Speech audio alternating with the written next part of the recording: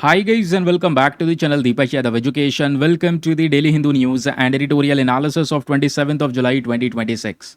तो गाइज आज है तारीख 27 जुलाई 2026 और है मंडे। देखेंगे आज के द हिंदू कंप्लीट न्यूज़पेपर को एनालाइज करेंगे। बट लेक्चर में आगे बढ़ने से पहले अगर आपको इस लेक्चर का पीडीएफ चाहिए तो क्या करना है, सबसे पहले डाउनलोड करना है टेलीग्राम, देन उसके बाद जाके सर्च बॉक्स में टाइप करना दीपक यादव एजुकेशन यूपीएससी।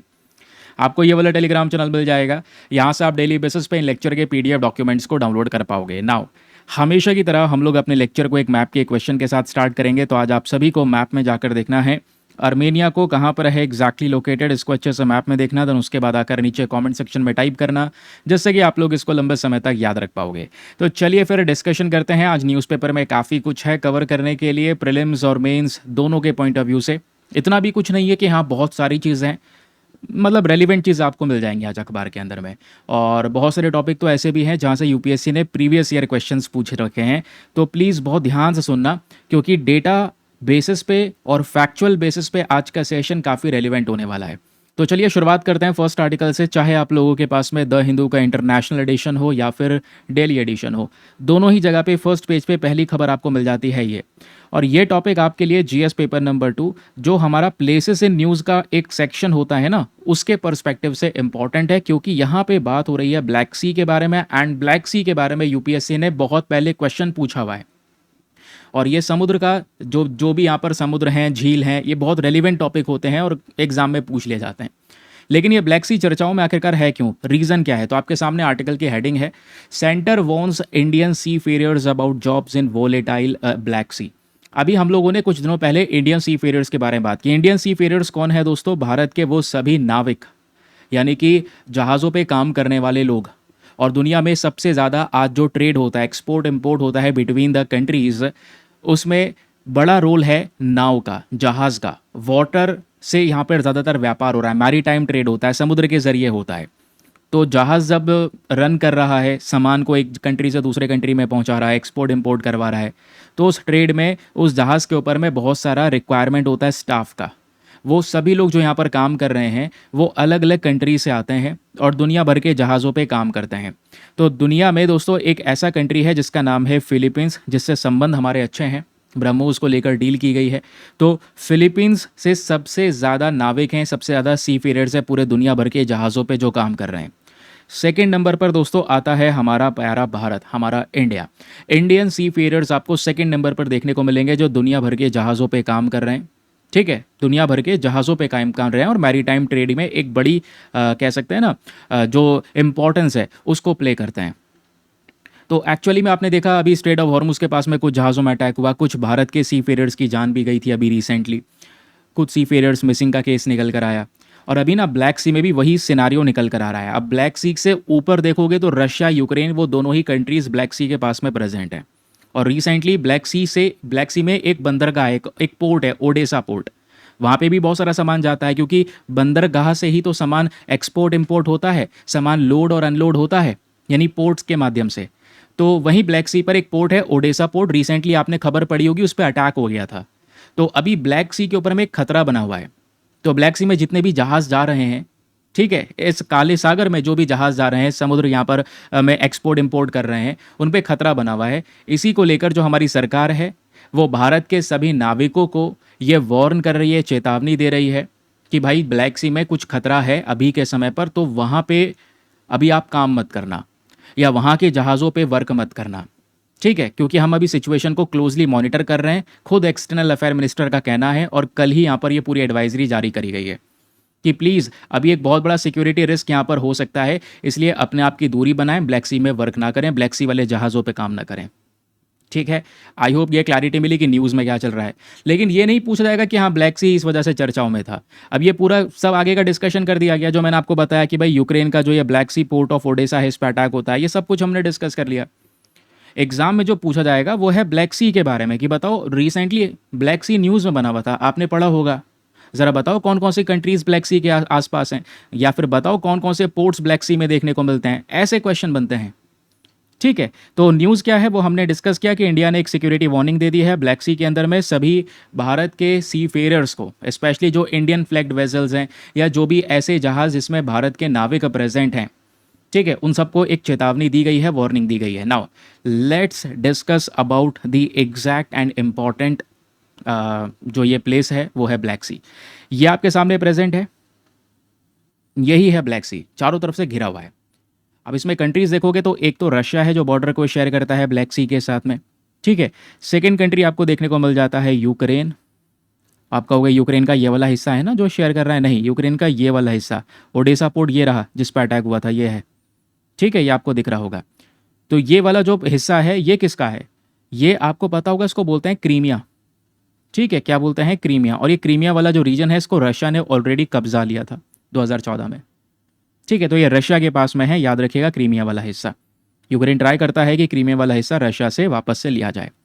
अच्छा, एक चीज़ और है कि सर ऊपर, यानी इस क्रीमिया के ऊपर भी तो एक छोटा सा समुद्र है, हाँ बिल्कुल, ये है सी ऑफ एजोव।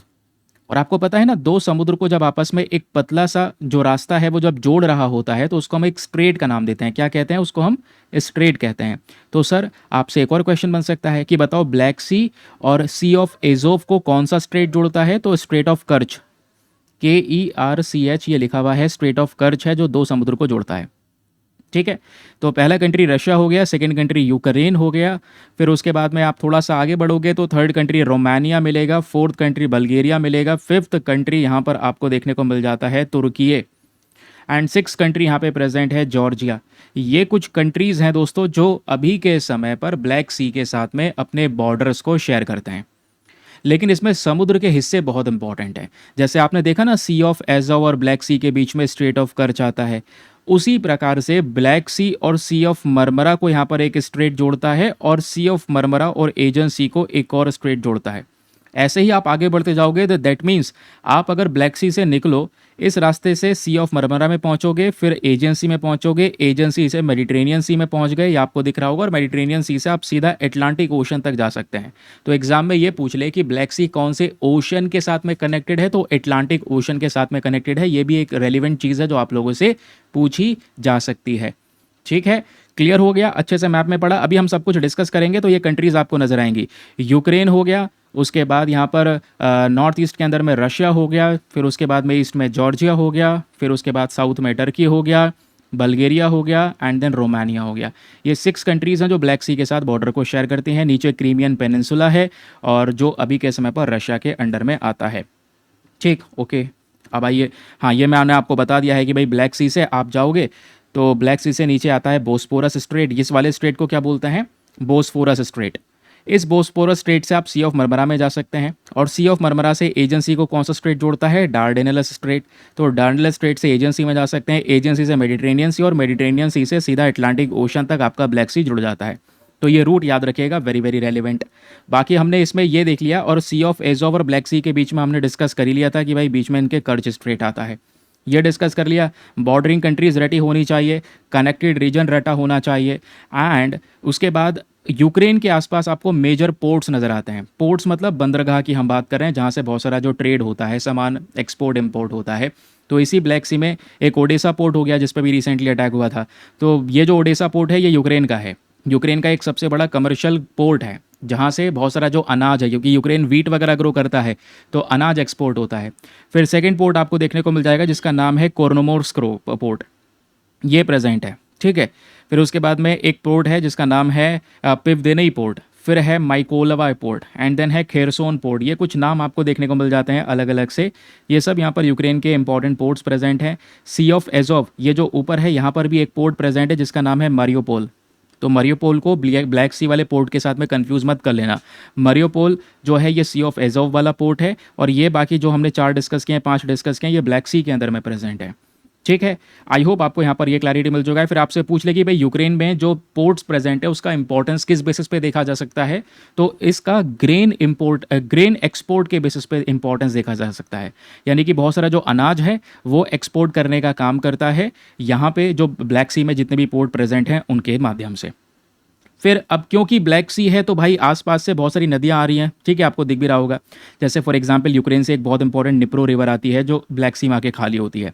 तो ऐसे अलग अलग कंट्री से तमाम नदियाँ आती हैं जो ब्लैक सी में आकर खाली हो जाती हैं।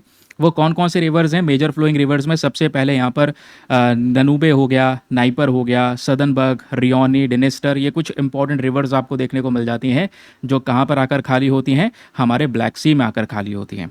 ठीक है, ये मेजर फ्लोइंग रिवर्स की बात हो गई। इसी ब्लैक सी में एक सबसे बड़ा आइलैंड है जिसका नाम है ज़ैरली लैक आइलैंड, और ये आइलैंड अगेन यूक्रेन का है। ठीक है, और ब्लैक सी में एक चीज़ जैसे आपने देखा होगा, ज़्यादातर जो समुद्र होते हैं समुद्र में खारापन होता है, यानी सी सॉल्ट की वजह से पानी के अंदर में थोड़ा सा नमकीन पना देखने को मिलता है, स्पेशली समुद्र वाले पानी की हम बात कर रहे हैं। लेकिन ब्लैक सी के अंदर में बाकी सारे ओशन के कंपैरिजन में सैलिनिटी कम होती है, इसका सैलाइन लेवल कम है, यानी इसमें खारापन कम है। क्यों? क्योंकि मेडिटेरेनियन सी के साथ में ज़्यादा वाटर एक्सचेंज नहीं हो पाता, क्योंकि बीच में बहुत सारे स्ट्रेट आ जाते हैं, ये आप लोगों ने देखा होगा। फिर आपसे ये पूछ ले कि बताओ ब्लैक सी के साथ में सबसे बड़ी कोस्ट लाइन किसकी है, तो रशिया सबसे बड़ा बॉर्डर शेयर करता है, सेकंड नंबर पे तुर्की शेयर करता है, एंड थर्ड नंबर पर यूक्रेन सबसे बड़ा बॉर्डर शेयर करता है ब्लैक सी को लेकर। तो ये कंप्लीट स्ट्रक्चर हम लोगों ने डिस्कस किया। अब कहीं से भी एग्जामिनेशन में क्वेश्चन बन जाए रिगार्डिंग ब्लैक सी, सारी रेलिवेंट इन्फॉर्मेशन आपके पास में प्रेजेंट है, चाहे वो स्ट्रेट्स हों, चाहे वो रिवर्स हों, या चाहे बॉर्डर कंट्रीज़ हों। ठीक है, अच्छे से पता होना चाहिए। अब अल्टीमेटली एग्जामिनेशन में जाने से पहले आपको रिवाइज करना होता है, चीज़ों को रिवाइज करने के लिए आपको यहाँ पर हर एक आर्टिकल के रिवीजन पॉइंटर बना कर दिए जाते हैं, जैसा आप यहाँ पर एग्जैक्टली देख पा रहे होंगे। जो अभी मैंने आपको पढ़ाया ना ब्लैक सी के बारे में, उसको आपने रिवाइज करना है, तो आप इसको फटाफट यहाँ से रिवाइज कर सकते हैं। चलिए भाई आगे आते हैं उसके बाद अगले न्यूज़ आर्टिकल पर। अगले आर्टिकल पर बढ़ने से पहले एक इंपॉर्टेंट इन्फॉर्मेशन, अगर आप लोग हमारे पेड ग्रुप्स को ज्वाइन करना चाहते हैं, आपके पास में बढ़िया मौका है इसको ज्वाइन करने के लिए। यहाँ पर आपको डेली बेसिस पे करंट नोट्स के पीडीएफ्स वगैरह प्रोवाइड करवाए जाते हैं। फॉर एग्जांपल मैं इन्हीं पीडीएफ्स की बात कर रहा हूँ जो आप अपने सामने देख पा रहे होंगे। ये पीडीएफ्स आपको कहीं पर नहीं मिलेंगे, केवल हमारे पेड ग्रुप में मिलेंगे। अगर आप हिंदी माध्यम से हैं तो ये सेम पीडीएफ बिल्कुल एज इट इज़ इसी फॉर्मेट में रिविजन पॉइंटर के साथ, ऐसे ही आर्टिकल्स के साथ हिंदी में भी प्रोवाइड करवाया जाता है। तो दोनों मीडियम के एस्पिरेंट्स के लिए ये पीडीएफ्स आपको केवल एक ग्रुप में मिलते हैं, और वो है हमारा ये पेड ग्रुप। पेड ग्रुप को ज्वाइन करने का बहुत ही छोटा सा फी पेमेंट है, just 499 for the lifetime access. This is one time investment, ये एक बार का इन्वेस्टमेंट है, दोबारा आपने कोई भी पेमेंट नहीं करना।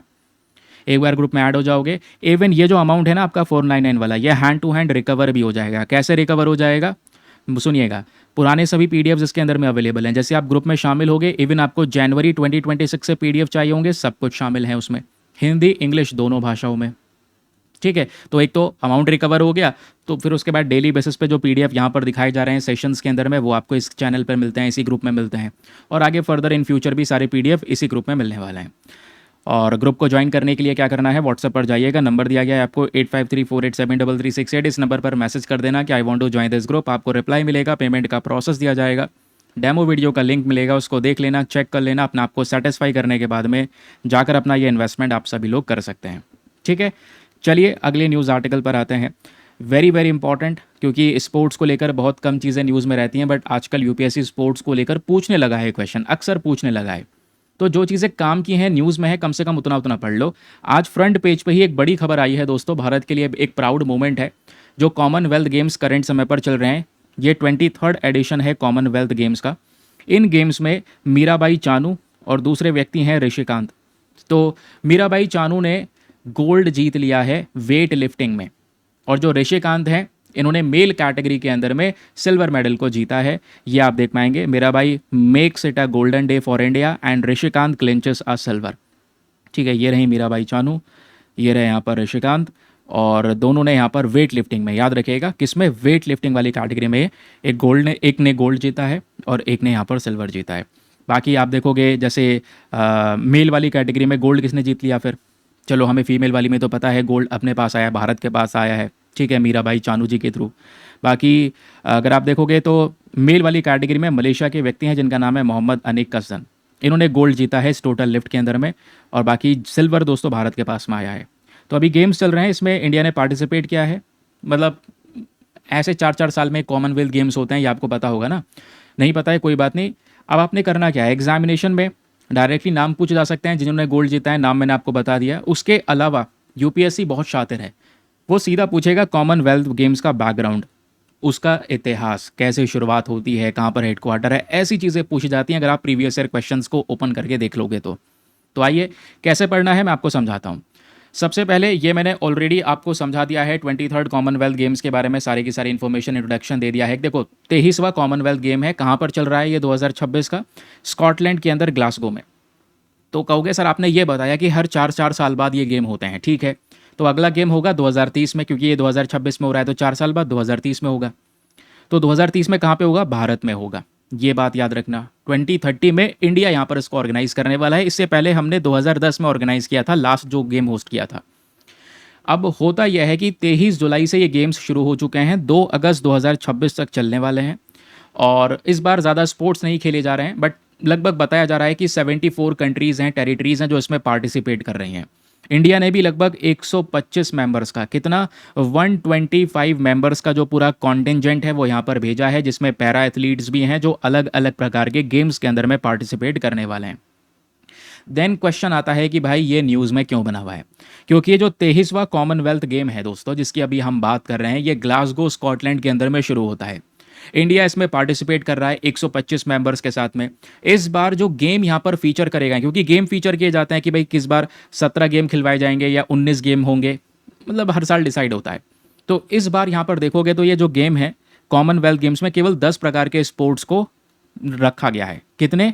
10 प्रकार के स्पोर्ट्स को रखा गया है, जिसमें से बहुत सारे गेम्स में इंडिया भी पार्टिसिपेट कर रहा है। बाकी एक इन्फॉर्मेशन आपको दे चुका हूं मैं कि हर 4 साल बाद होता है, तो अगला जो कॉमनवेल्थ गेम है इसको होस्ट करेगा अपना भारत।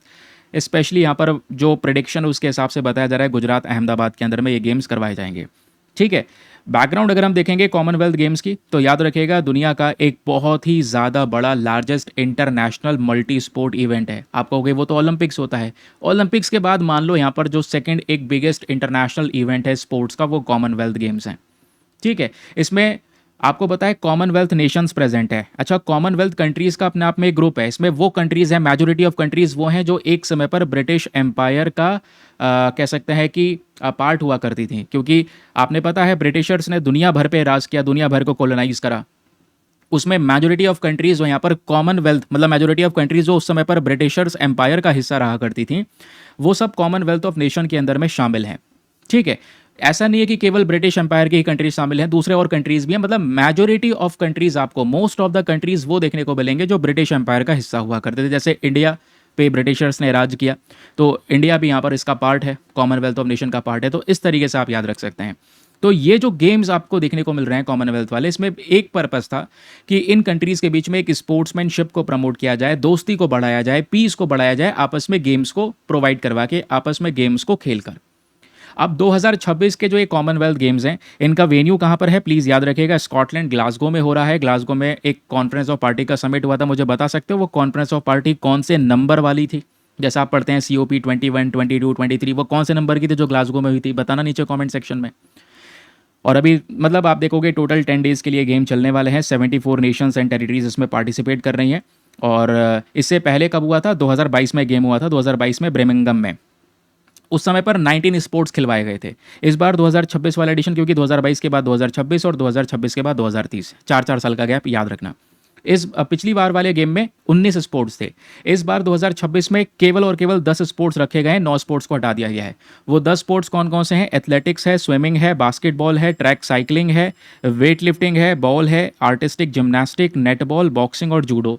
अब मैं 2 पे मार्क कर रहा हूँ। सबसे पहले बास्केटबॉल पे मार्क कर रहा हूँ ग्रीन कलर से, और नेटबॉल पे मार्क कर रहा हूँ कि इंडिया ने जो अपनी पूरी टीम भेजी है, जो हमारे स्पोर्ट्स पर्सन गए हैं, वो सभी गेम्स में पार्टिसिपेट कर रहे हैं एक्सेप्ट बास्केटबॉल को छोड़कर और नेटबॉल को छोड़कर।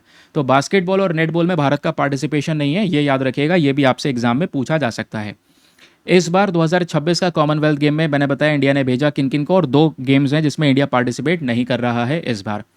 इंडिया का परफॉर्मेंस लास्ट टाइम क्या रहा है? क्योंकि 2010 में भी कॉमनवेल्थ गेम्स में इंडिया का सबसे बढ़िया परफॉर्मेंस रहा, और 2010 वही वाला साल है जब भारत ने कॉमनवेल्थ गेम्स को होस्ट किया था।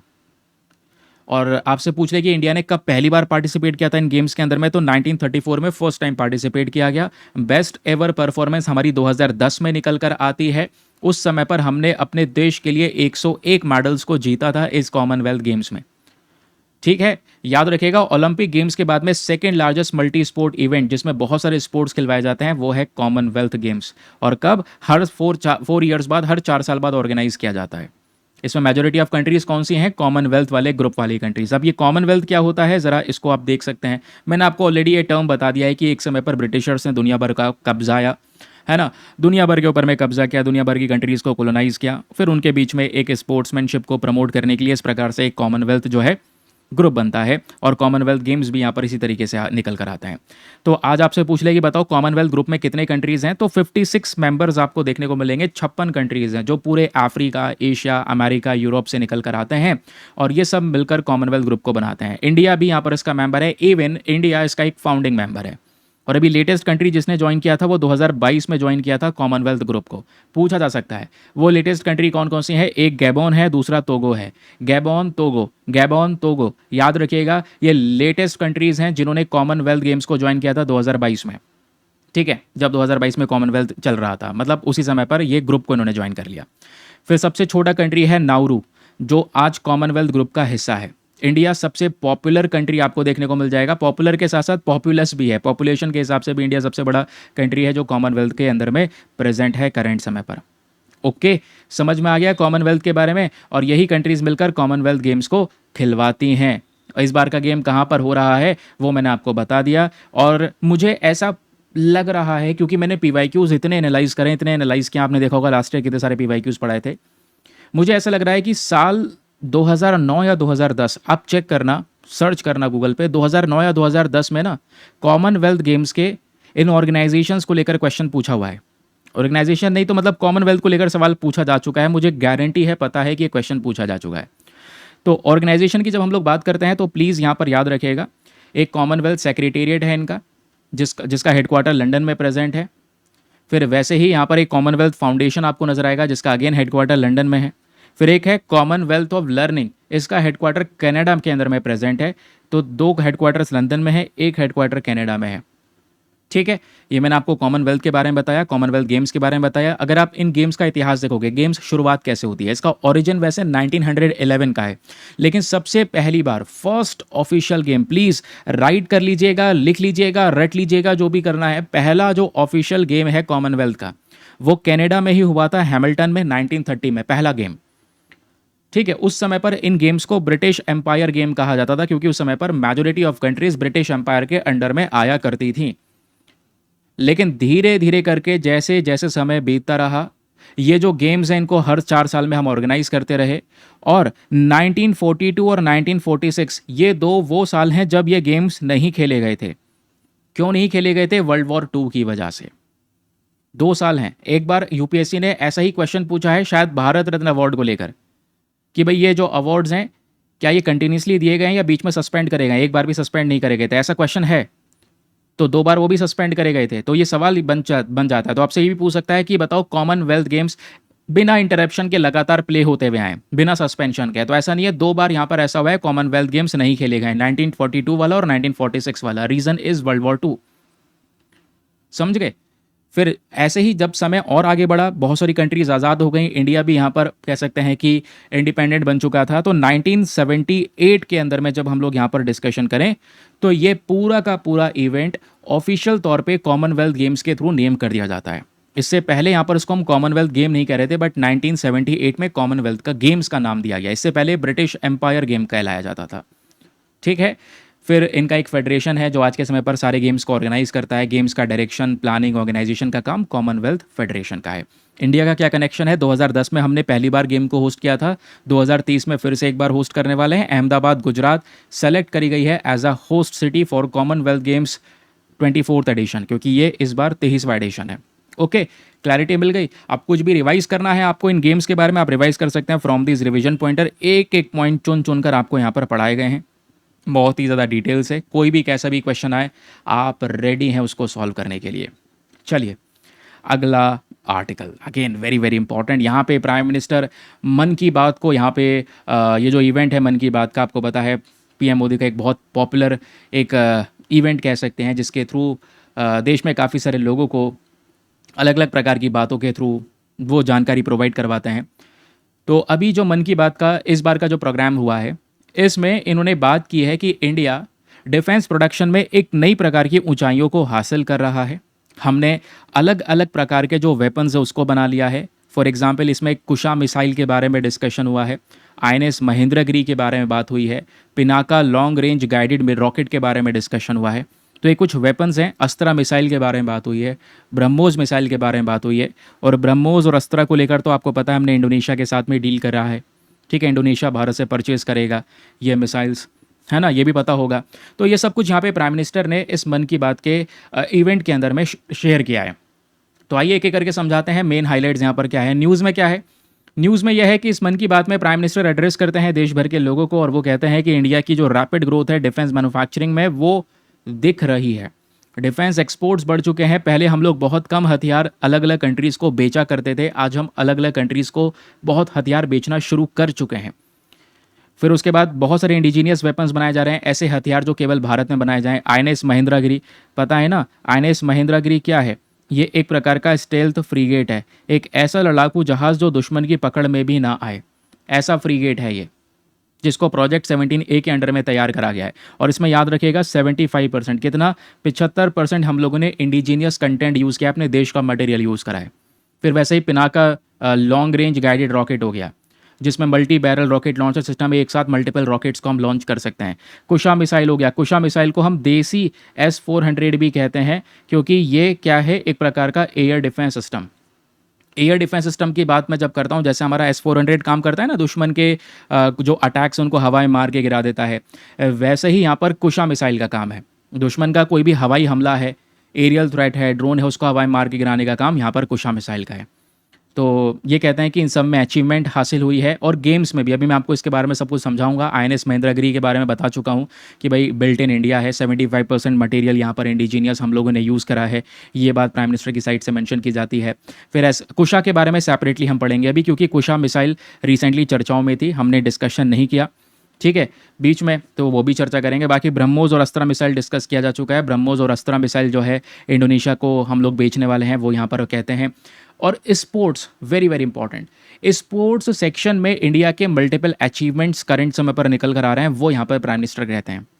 ये कहते हैं कि सबसे पहली बात, अगर हम खेलों में बात करेंगे, गेम्स में अचीवमेंट्स की बात करेंगे, तो बैडमिंटन की बात कर लेते हैं पहले। तो बैडमिंटन के अंदर में पीवी सिंधु को कॉन्ग्रेचुलेशंस दिए हैं, मतलब कॉन्ग्रेचुलेट करा है प्राइम मिनिस्टर ने। क्योंकि पीवी सिंधु फर्स्ट इंडियन बन चुकी हैं to win Japan Open badminton title. Exam में पूछा जाए कि बताओ हाल ही में जापान ओपन बैडमिंटन टाइटल को किस पहले भारतीय ने जीता है, तो पीवी सिंधु नाम, ठीक है। फिर वेमेन क्रिकेट की बात करेंगे तो इंडियन वेमेन क्रिकेट टीम ने भी, आपको पता है, पहला अपना जो वेमेन टेस्ट मैच है, ठीक है, लंदन के अंदर में, उसको यहाँ पर जीत लिया, एक हिस्टोरिक विन देखने को मिला है। फिर ऐसे ही इन्होंने बोला स्पोर्ट्स के अलावा अगर आप साइंस में देखोगे तो साइंस में भी मल्टीपल अचीवमेंट्स को देखने को मिला है। फॉर एग्जाम्पल अभी ओलंपियाड हुए थे, international olympiad, physics olympiad, chemistry olympiad, biology olympiad. Physics olympiad में भारत के पांचों स्टूडेंट्स हैं जिन्होंने गोल्ड मेडल को जीता है, इंडिया की टॉप रैंक यहाँ पर देखने को मिली है। केमिस्ट्री ओलंपियाड के अंदर में सभी इंडियंस ने अगेन यहाँ पर गोल्ड मेडल जीता। यह ओलंपियाड इंटरनेशनल ओलंपियाड था, जिसमें फिजिक्स में सभी भारतीयों ने गोल्ड मेडल जीता, केमिस्ट्री में सभी इंडियन पार्टिसिपेंट्स ने गोल्ड मेडल जीता। बायोलॉजी ओलंपियाड की जब बात आती है तो उसमें इंडियन स्टूडेंट्स ने मेडल जीता है, जिसमें से एक गोल्ड मेडल है। मैथमेटिक्स ओलंपियाड की बात आती है तो 2 गोल्ड मेडल हैं और 4 सिल्वर मेडल्स इंडियंस ने जीते हैं, ठीक है। तो टैलेंट भरपूर है, उसी चीज़ को दिखाया जा रहा है कि प्राइम मिनिस्टर कहते हैं कि ये जो अचीवमेंट है डिमॉन्स्ट्रेट करता है भारत के बढ़ते हुए टैलेंट को, है ना। आई होप आपको एक क्लैरिटी मिल चुकी है। बाकी ये कुछ आप देख पाएंगे, जो भी चीज़ें मैंने डिस्कस की हैं उसको लेकर फैक्ट्स हैं, रिविजन पॉइंटर्स, जिसको आप रिवाइज कर सकते हैं। लेकिन मैंने आपको ऊपर ही बता दिया कि मैं सेपरेटली कुशा मिसाइल के बारे में बात करूंगा। तो आइए, कुशा मिसाइल के बारे में कुछ बेसिक से तथ्य हैं, कुछ फैक्ट्स हैं जो आपने पता होना चाहिए, जो अगेन बहुत ही ज़्यादा रेलिवेंट है, ठीक है। जब मैं प्रोजेक्ट कुशा की बात करता हूं तो मेरे दोस्त याद रखिएगा, ये भारत का खुद का एक एयर डिफेंस सिस्टम है। जैसे S-400 है ना, कि दुश्मन के मिसाइलों को, दुश्मन के एरियल थ्रेट्स को, ड्रोन्स को हवा में मार के गिरा देना, कुछ उसी प्रकार से भारत का ये प्रोजेक्ट कुशा सिस्टम भी काम करता है, ठीक है। मिशन सुदर्शन चक्र में हम लोगों ने टारगेट बनाया था कि हम इंडिया में एक शील्ड बनाएंगे, दुश्मन कभी भी हमारे ऊपर अटैक करेगा, हवाई हमला करेगा तो हम हवा में मार के गिरा देंगे। तो अब क्वेश्चन यह है कि भाई ये न्यूज़ में क्यों बना हुआ है। सबसे पहली बात, कुशा मिसाइल सक्सेसफुली टेस्ट किया जा चुका है। ये जो मिसाइल है इसको सक्सेसफुली टेस्ट किया जा चुका है और इसको प्रोजेक्ट कुशा के अंदर में ही पूरा अंजाम दिया है। और सारे के सारे जितने भी टेस्ट हम लोगों ने करे हैं, जितने भी ट्रायल्स हम लोगों ने किए हैं, वो सब में इंडिया को एक सफलता मिल चुकी है। क्योंकि आज के ज़माने के जो युद्ध हैं, मॉडर्न वॉरफेयर, इनकी तरकीब बदल चुकी है। मॉडर्न वॉरफेयर की जब हम लोग डिस्कशन करते हैं तो आज फाइटर एयरक्राफ्ट का यूज़ किया जाता है, क्रूज मिसाइल का इस्तेमाल हो रहा है, बैलिस्टिक मिसाइल का इस्तेमाल हो रहा है, ड्रोन्स का तो सबसे ज़्यादा उपयोग हो रहा है, फिर कुछ एयरक्राफ्ट्स हैं सर्विलांस एयरक्राफ्ट, इनका इस्तेमाल हो रहा है। तो ये हवा में उड़कर आ रहे हैं, कुछ रडार से बचने की कोशिश करते हैं। तो ऐसे थ्रेट्स को काउंटर करने के लिए इंडिया ने प्रोजेक्ट कुशा को बनाया कि भाई दुश्मन का अगर कोई भी हवाई हमला हो रहा होगा, बैलिस्टिक मिसाइल, क्रूज मिसाइल या ड्रोन्स वगैरह आ रहे होंगे, तो हम हवा में ही मार के गिरा सकें, वो मिसाइल हमारे टेरिटरी में ना गिरे। यही कुशा मिसाइल का मेन पर्पस है। और ये लॉन्ग रेंज वाला सरफेस टू एयर मिसाइल हो चुका है। नीचे सतह से हम आसमान में दुश्मन के टारगेट को हिट कर सकते हैं। तो एक सरफेस टू एयर मिसाइल इसीलिए इसको कंसीडर किया गया है, वो भी लॉन्ग रेंज वाला। इसमें रेंज अगर आप मिसाइल चेंज करते रहो तो 200 किलोमीटर तक की या 400 किलोमीटर तक की रेंज भारत के पास में आ रही है। डीआरडीओ ने इसको डेवलप किया है, डीआरडीओ की लैबोरेटरीज ने मिलकर काम किया है। और कुशा मिसाइल में केवल मिसाइल ही नहीं है कि नीचे से दाग दोगे और दुश्मन को अटैक कर देगा, नहीं। इसमें सारे के सारे कंपोनेंट्स जो साथ में मिलकर काम करते हैं। जैसे सबसे पहली चीज़ मिसाइल हो गई, रडार हो गया, कमांड एंड कंट्रोल सेंटर्स। तो missile, radar, command and control centre, ये सारे के सारे मेजर कंपोनेंट हैं। रडार दुश्मन को पकड़ेगा, कमांड कंट्रोल सेंटर यहाँ पर कह सकते हैं कि डायरेक्शन देगा, मिसाइल्स दागी जाएंगी। तो इस तरीके से यहाँ पर काम करता है ये पूरा सिस्टम। जैसे S-400 में कंपोनेंट्स हैं, कुछ उसी प्रकार से। रेंज की जब हम लोग बात करते हैं तो प्लीज़ याद रखिएगा, इसमें long range surface to air missile का हम लोग यूज़ कर सकते हैं, जो दूर तक जाए। 200 किलोमीटर तक की एग्जैक्ट यहाँ पर रेंज हो सकती है, वो भी यहाँ पर बताया जा रहा है। तो प्रोजेक्ट कुशा में 200 किलोमीटर तक की रेंज, इसको हम बाकी और एक्सटेंड कर सकते हैं, ये भी मेंशन किया जा रहा है। क्योंकि इस मिसाइल के अंदर में, क्योंकि प्रोजेक्ट कुशा के अंदर में 3 लेयर के इंटरसेप्टर मिसाइल बनाए जा रहे हैं, 3 लेयर के, यानी कि अलग अलग प्रकार के मिसाइल दागोगे आप इन सिस्टम से तो उनकी रेंज अलग अलग हो जाएगी। फॉर एग्जाम्पल M1 इंटरसेप्टर, इसकी रेंज अप्रॉक्सीमेटली 150 किलोमीटर होगी। M2 इंटरसेप्टर की रेंज अप्रॉक्सीमेटली 250 किलोमीटर होगी और M3 इंटरसेप्टर की रेंज लगभग 350 से 400 किलोमीटर की होगी। तो ये अलग अलग मिसाइल्स हैं, कुशा M1, कुशा M2, कुशा M3। याद रखिएगा कि कितनी कितनी रेंजेस इन मिसाइल की हो सकती हैं। तो फर्दर हमारा ये भी एक एग्जैक्ट टारगेट है। तो एक कुशा मिसाइल के बारे में डिस्कशन हो गया, पूरा सिस्टम के बारे में डिस्कशन हो गया। ये क्या है? तो एक एयर डिफेंस सिस्टम है, long range air to service missiles का इसमें हम लोग उपयोग करने वाले हैं। चलिए अगला न्यूज़ आर्टिकल। अगला आर्टिकल बेसिकली हमारा आज का एडिटोरियल। आज एडिटोरियल कुछ खास नहीं है न्यूज़पेपर में, बट टेक्स्ट एंड कॉन्टेक्स्ट पे एक शानदार सा आर्टिकल मिलेगा जो आपने पता होना चाहिए। आर्टिकल कहता है, why is China's AI pushing gaining ground. देखो, आर्टिफिशियल इंटेलिजेंस में आज रेस लगी पड़ी है। अमेरिका ने दुनिया भर के मेजोरिटी ऑफ AI जो प्रोडक्ट्स हैं वो दुनिया में उतार दिए हैं। ChatGPT आज हम सबसे ज़्यादा यूज़ कर रहे हैं, OpenAI प्लेटफॉर्म का है। ऐसे ही एंथ्रोपिक, क्लॉड, फेबल, ये सब चीज़ें यहाँ पर USA की हैं। और बहुत पॉपुलर AI प्लेटफॉर्म्स लॉन्च करे हैं जो बहुत सारे लोगों का बहुत ज़्यादा काम भी कर रहे हैं। लेकिन जब हम लोग यहाँ पर बात करते हैं आर्टिफिशियल इंटेलिजेंस की, तो इंडिया ने अभी कुछ ज़्यादा नहीं किया है, बट सर्वम AI हम लोगों ने लॉन्च किया है। तो हम अपनी तरफ से थोड़ा सा जो इनिशिएटिव है वो लेकर चल रहे हैं। लेकिन दूसरी तरफ चाइना भी लगातार काम कर रहा है। चाइना ने डीप सीक बना रखा है, आपको पता होगा। लेकिन डीप सीक के अलावा भी मेजर प्लेटफॉर्म्स पे चाइना की सरकार छूट दे रही है कि हम आपको ओपन सपोर्ट करेंगे, आप इस प्रकार का AI प्लेटफॉर्म बनाएं। जो ओपन प्लेटफॉर्म होगा, लोगों को बिना सब्सक्रिप्शन के भी यूज़ करने की अनुमति होगी। नहीं तो फिर एक होते हैं क्लोज प्लेटफॉर्म, जैसे आज मल्टीपल प्लेटफॉर्म जैसे क्लाउड वगैरह हैं, ठीक है, इसमें थोड़ा बहुत आपको सपोर्ट मिलता है, बाकी फिर आपको इसमें सब्सक्रिप्शन लेना पड़ता है। वो थोड़े से क्लोज प्लेटफॉर्म है। लेकिन ChatGPT लाइक ये OpenAI ओपन प्लेटफॉर्म की तरह यहाँ पर वर्क करता है। तो मामला क्या है, चलिए मैं आपको समझाता हूँ। यहाँ पे ये कहते हैं कि चाइना ने अपनी पावर को बढ़ा लिया है पहले के कंपैरिजन में। अभी तक तो चाइना का डीप सीक ही न्यूज़ बना रहता था। अब चाइना ने मूनशॉट AI बना लिया है जो एंथ्रोपिक को टक्कर दे रहा है। अलीबाबा का AI है, ठीक है, टेंसेंट हो गया, और बाइडू। डीप सीक तो है ही जो हमने डिस्कस किया। ये कंपनीज तेजी से AI मॉडल को डेवलप कर रही हैं जो चाइना को, जो अमेरिका को आने वाले समय पर compete कर सकती हैं। तो मतलब अमेरिका को अभी compete नहीं करा गया है, नहीं, क्योंकि उसके पीछे का रीज़न है। रीज़न यह है कि USA ने देखा कि भाई चाइना ने तुरंत, क्योंकि USA का ChatGPT पॉपुलर हुआ, चाइना ने डीप सीक बना के दे दिया। USA कह रहा है कि भाई हमने ये काम किया, तो चाइना ने तुरंत ये काम करके दिखा दिया, वो भी सस्ते दाम में करके काम दिखा दिया। अब USA ने नया प्लेटफॉर्म डेवलप किया, चाइना ने फिर दूसरा प्लेटफॉर्म डेवलप कर लिया। USA कह रहा है इसके पीछे का रीज़न ये है कि अमेरिका ना एक एडवांस AI चिप होती है, GPU चिप्स, ये मतलब आप कह सकते हैं USA ही बनाता है। NVIDIA वगैरह जो है, इंटेल वगैरह जो है, ये इस प्रकार की AI चिप्स वगैरह बनाते हैं, GPUs बनाते हैं। तो ये जो AI चिप आपको देखने को मिलती है, ये अमेरिका ही देता है चाइना को।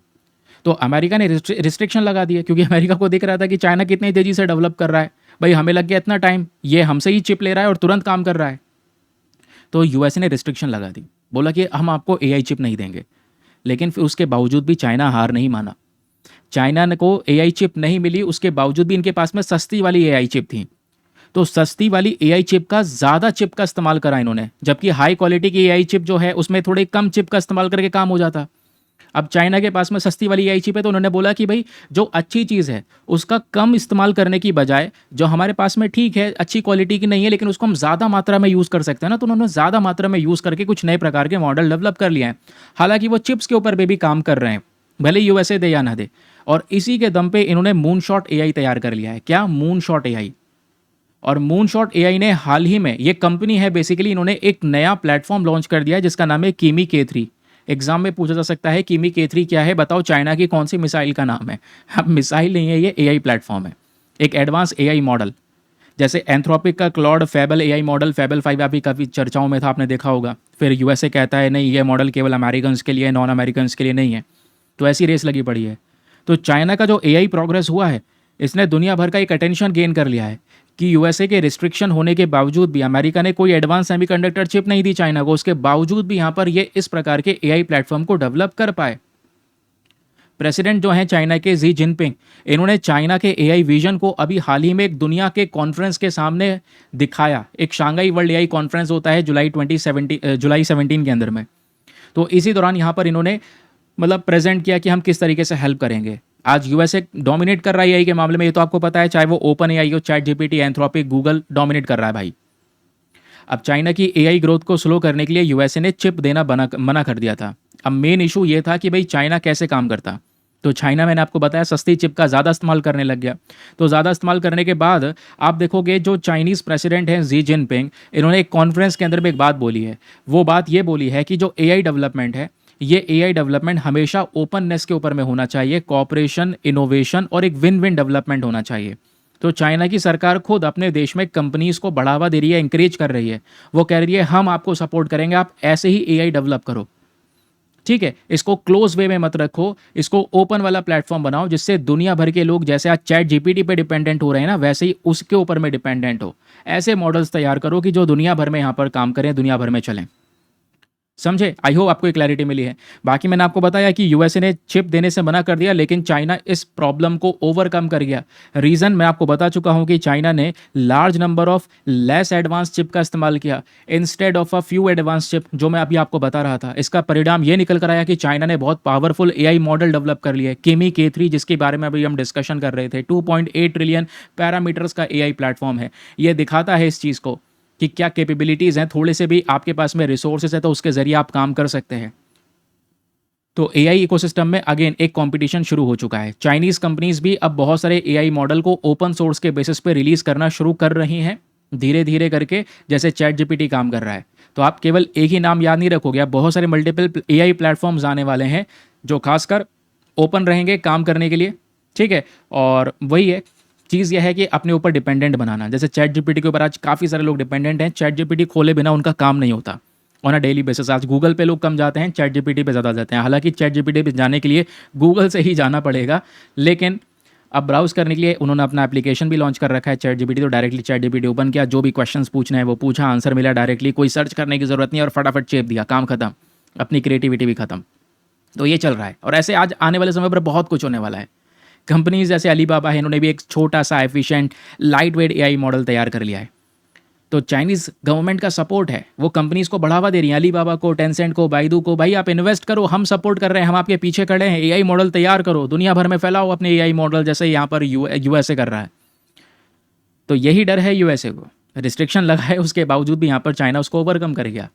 और आज एक सबसे बड़ा सक्सेस जो है चाइना का, वो डीप सीक ऑलरेडी है। हम एआई मॉडल में 2-4 ही नाम जानते होंगे, क्लॉड जानते हैं, जेमिनी जानते हैं, एंथ्रोपिक जानते हैं, उसके बाद आपने जाना chat GPT open AI platform का, ऐसे ही आपने डीप सीक का नाम सुना है ना। तो डीप सीक अपने आप में इंपॉर्टेंट है, लेकिन डीप सीक का थोड़ा सा कम लोग इस्तेमाल कर रहे हैं। पता है रीज़न क्या है? एक चैलेंज है। चैलेंज यह है कि विश्वास नहीं है चाइना के ऊपर। हालांकि विश्वास किसी कंट्री पे करना नहीं चाहिए।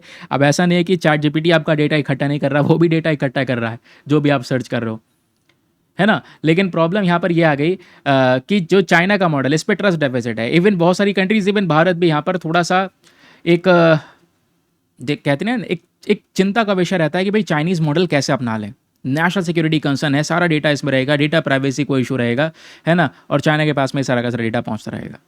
तो आज एआई मॉडल में एक नई रेस लग चुकी है, यूएस और चाइना। काश इसमें भारत का नाम भी होता कि हाँ भाई इंडिया भी इस तरीके से डेवलप कर रहा है। ये तीन कंट्रीज़ हैं जो कंपटीशन के अंदर में मैसिवली आगे कर रही हैं। हालांकि बिल्कुल करेंगे, हम भी आगे बढ़ेंगे, इंडिया की पोजीशन है, इंडिया ग्रो कर रहा है धीरे धीरे। हमने भी अपना डोमेस्टिक एआई कंपनीज को सपोर्ट किया है सरकार के माध्यम से, जैसे सर्वम एआई की बात हो रही है, सर्वम एआई डेवलप किया गया।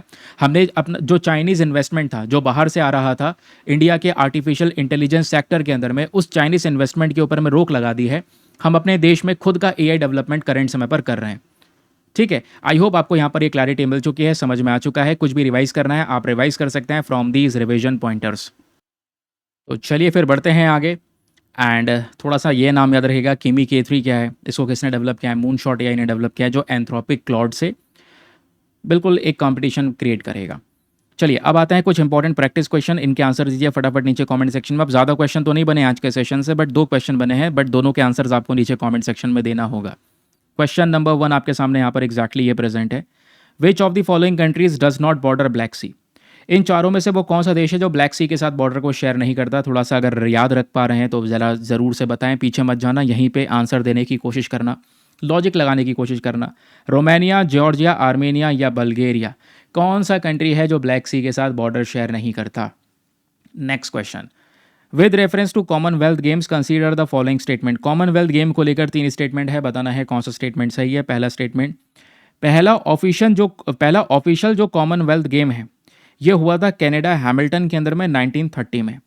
ये जो गेम्स हैं ओरिजिनली तौर पर इन गेम्स को ब्रिटिश एम्पायर गेम के नाम से जाना जाता था। कॉमनवेल्थ गेम जो हैं ये जब से शुरू हुए हैं तब से लगातार हो रहे हैं बिना किसी इंटरप्शन के। हर 4 साल बाद यहाँ पर ये कॉमन गेम्स होते रहते हैं। 1930 के बाद में रेगुलरली हो रहे हैं, कभी रुके ही नहीं, इंटरप्शन हुआ ही नहीं। तो बताएं तीनों में से कौन सा स्टेटमेंट सही है।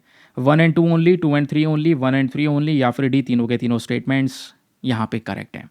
तो ये था दोस्तों आज का डिस्कशन। आई होप आपको मज़ा आया होगा, बहुत सारी चीज़ें आप लोगों ने सीखी होंगी। रिवीजन पॉइंटर्स वगैरह जो है उसको रिवाइज करने के लिए सेक्शन इसमें मिल ही जाता है। बाकी पेड ग्रुप ज्वाइन करना है तो इन्फॉर्मेशन आपके सामने ये प्रेजेंट है। आज के लिए bye bye, have a nice day, thank you and जय हिंद।